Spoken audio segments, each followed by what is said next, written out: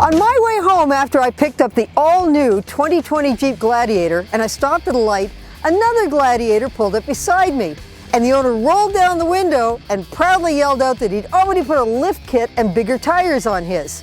There's no question that it's a Jeep thing, and Jeep fans understand it. They definitely get the truck, but it's not an inexpensive proposition to actually get the truck.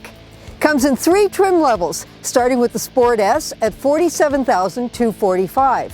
The Overland begins at $51,245, while my Rubicon starts at $54,245.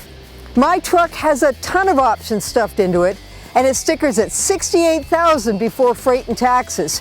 As I said, it's not a cheap proposition. One of those options is an 8-speed automatic transmission, because every trim level starts with a 6-speed manual, and that's just more for Jeep fans to love. The Gladiator may look like a Wrangler with a box on the back, but it rides on its own frame, and it was designed from the ground up to be a truck. And like the Wrangler, you can take off the roof, you be it a soft top or a hard top, you can take off the doors, and you can fold down the windshield for a completely open-air experience. There's locking storage for your valuables when you walk away from it, because it is a chore to take everything off. That's just the way it is, but be aware, it's not as easy as pushing the top-down button on a convertible. Right now, your sole engine choice is a 3.6-liter V6, a great little engine that makes 285 horsepower and 260 foot-pounds of torque. The Wrangler just got a 3-liter V6 diesel that makes 442 foot-pounds of torque, and it will make its way to the Gladiator, likely for the 2021 model. That's going to send the price even higher, and while it's going to be great fun, for most drivers, the 3.6 gas engine will be more than enough. All the Gladiator models have 4x4 off-road chops, but as with the Wrangler, the Rubicon's the go-anywhere one. They all have heavy-duty front and rear axles, but the Rubicon's got a wider track, 38 millimeters, or if you're old school, 1.5 inches. The Rubicon also has locking front and rear differentials, Fox monotube shocks, a 4:10 axle ratio, and an electronically disconnecting front sway bar, and that'll get you over the tough stuff. The Gladiator has a longer wheelbase and more rear overhang than the Wrangler, and so its departure and breakover angles aren't as sharp. But that longer wheelbase also gives it a ride that isn't as choppy as the Wrangler, and it still gives you 281 millimeters of ground clearance. Now, if you're new to Jeep, and specifically its heavy-duty off-roaders, there's something to know about the Gladiator, and specifically the Rubicon. You never get something for nothing.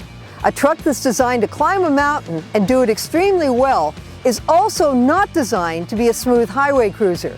There's wind noise, there's road noise, and it wanders a bit and you're constantly correcting it. But that's the nature of the beast. This is how a very capable off-roader rides when it's not off-road. It's not a criticism, it's reality. So be aware of it before you plunk down your cash. But for as rough as the Gladiator is, it's got a gorgeous interior with lots of metallic trim, big dials and buttons for the controls, and on my tester, optional heated leather seats and a heated steering wheel. It's actually a little too luxurious, because while you can take out the carpeting, and there are drain plugs if you went in a little too deep when you're crossing water, I think a Rubicon should have a vinyl floor, and it's not available. It's going to take a while to get this Jeep spotless again. It's not the roomiest cabin, and seating is tight, especially in the rear seats, where the triangular-shaped doors make it even tougher to get in gracefully. You'll have to consider it part of the charm. The Gladiator can tow a maximum of 7,650 pounds in Sport S trim, while my auto-equipped Rubicon can pull up to 7,000 pounds. This Jeep currently has the highest towing capacity among mid-sized trucks. But even so, this truck isn't about being a workhorse. It's about the lifestyle, and for that, it hits the mark. It's got some serious competition from some off-road specific models, like the Toyota Tacoma TRD Pro and the Chevy Colorado ZR2 Bison. And that one you can get right now with a diesel engine. They're all good trucks, but the Gladiator's ace in the hole. It has brand name recognition right out of the gate. That doesn't make it better or worse than the competition, but it resonates with existing fans and will likely draw in many new ones. It may be a truck, but first and foremost, it's a Jeep. And for Driving.ca, I'm Jill McIntosh.